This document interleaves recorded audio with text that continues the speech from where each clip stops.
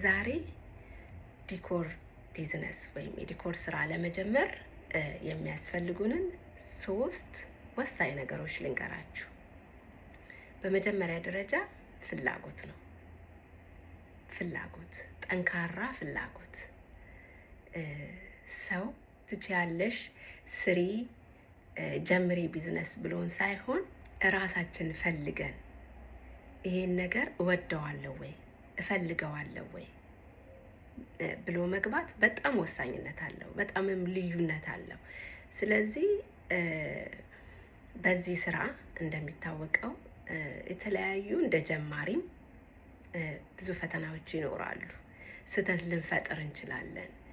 የተለያዩ ፈተናዎች ቢኖሩ ያንን ፈተና አልፈን ብዙ ርቀት ለመጓዝ የልብ ተነሳሽነት፣ ፍላጎት በጣም አስፈላጊ ነው። ፍላጎት በመጀመሪያ ደረጃ የሚቀመጥ ነው ማለት ነው። ሁለተኛው እንግዲህ እቅድ ነው። ፕላን ማድረግ፣ እቅድ ማውጣት። ለምሳሌ ምን አይነት እቃዎችን ነው የምገዛው? ምን አይነት እቃዎች ናቸው የሚያስፈልጉኝ? ትሬኒንግ ለመውሰድ እቅድ ማውጣት። ስቶሬጅ እንዴት ነው የምጠቀመው? የምገዛቸውን እቃዎች የት ነው የማስቀምጣቸው? ይህን ሁሉ እቅድ አውጥተን በዛ እቅድ መሰረት ለመጓዝ ይቀለናል ማለት ነው። የሚገዙ እቃዎች ስንል ለምሳሌ 2025 ላይ የዲኮር ስራ ለመጀመር ያሰበ ሰው የ2025 ትሬንዶች ምንድን ናቸው የሚለውን ነገር ማየት አለበት ማለት ነው። እሱን አይቶ በዛ መሰረት ነው መግዛት ያለበት። እቃዎችን ሲገዛ ያለፈበት ወይም የቆዩ ባክግራውንዶችን ሌላም ነገር ቢገዛ ሰው ላይፈልግ ይችላል። አሁን የሚሰራውን መግዛት አለበት ማለት ነው። አሁን ምን አይነት ዲኮሬሽን ነው ሰው የሚወደው? የትኛው ዲኮሬሽን ነው በጣም የሚወደደው? ያንን ሰርች አድርጎ በዛ መሰረት እቃዎችን ለመግዛት ሊስት ማድረግ ጥሩ ነው። አንዳንዴ አላስፈላጊ እቃዎች እንዳይገዙ በጣም ወሳኝ የሆኑ የዲኮሬሽን እቃዎችን ነው መገዛት ያለበት።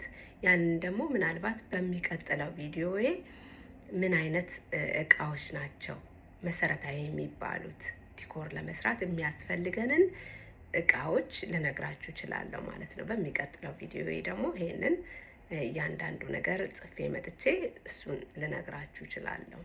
ያ እንግዲህ እቅድ ማውጣት ስንል የሚገዙ እቃዎችን እንደገና ደግሞ ስቶሬጅ ማዘጋጀት፣ እነሱን ሁሉ እቅድ ውስጥ ማስገባት። ለምሳሌ እኔ ዲኮሬሽን ስራን በምጀምርበት ሰዓት 2 ቤድሩም አፓርትመንት ነው የነበረኝ። እንግዲህ በዛ ውስጥ 3 ልጆቼ፣ ባለቤቴ፣ እናቴ፣ እኔ ሆነን ነው የምንኖረው እና ጠበብ ያለ ነው። ግን በጣም ፍላጎቱ ስለነበረኝ የልጆቼን ክሎዚት አስለቅቄ እዛ ውስጥ ነው እቃ ሳጠራቅም የነበረው ማለት ነው። ይሄ እንግዲህ በጣም ፍላጎቱ ስለነበረኝ ነው ማለት ነው። ስለዚህ ይህን ሁሉ ነገር የስቶሬጅንም ነገር እቅድ ውስጥ ማስገባት፣ አካባቢያችሁ ካለ ስቶሬጆችን ተከራይታችሁ እዛ ማስቀመጥ ይቻላል።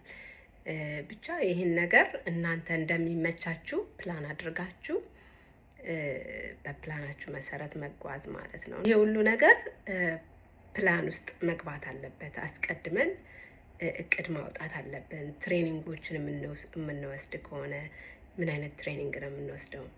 ባሎን ነው ወይስ ፍላወር?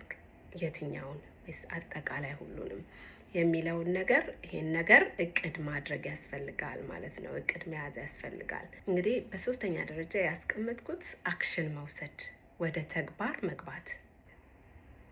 ፕላን ያደረግነው ውስጥ ትሬኒንግ መውሰድ ከሆነ ክላስ መውሰድ፣ እንደዚሁም ደግሞ መለማመድ በራሳችን ባሎን በርካሽ ገዝተን $1 ትሪ ሊሆን ይችላል፣ አማዞን ላይ ሊሆን ይችላል። ረከስ ያሉ ባሎኖችን በመግዛት መለማመድ፣ እቅድ አውጥተን በሳምንት 2 መለማመድ ሊሆን ይችላል። ለምሳሌ ዩቲዩብ ላይ መርጣችሁ ሰብስክራይብ አድርጋችሁ በዛ መሰረት ቱቶሪያል የሚሰጡ አሉ በዩቲዩብ ላይ እና እነሱን ቱቶሪያሎችን መውሰድ፣ መሞከር፣ መስራት። ከዛ በኋላ እንግዲህ ዝግጁ ከሆናችሁ አድቨርታይዝ ማድረግ፣ የተለያዩ ሶሻል ሚዲያዎችን መጠቀም፣ ፌስቡክ፣ ቲክቶክ እንዲሁም ደግሞ ኢንስታግራም እየተጠቀማችሁ ቢዝነሳችሁን ማስተዋወቅ፣ ቤት ውስጥም እየሰራችሁ እየቀረጻችሁ ያንን ነገር ሰው እንዲያውቅላችሁ ሰው ጋር እንዲደርስላችሁ ማድረግ ማለት ነው። እና እነዚህ እንግዲህ ለዛሬ በጣም ወሳኝ የምላቸውን 3 ነገር የምላችሁ፣ አንደኛ ፍላጎት ነው። ወደዋለሁ ወይ ይሄን ነገር እውነት ወድጄው ነው ወይ የምጀምረው የሚለውን ነገር ፍላጎት ያስፈልጋል። ሁለተኛ ደግሞ ፕላን ማድረግ ያስፈልጋል። ሶስተኛው ላይ ደግሞ አክሽን መውሰድ ማለት ነው። እንግዲህ ለዛሬ የምላችሁ ይሄንን ነው። ኔክስት ቪዲዮ እስክንገናኝ ባይ።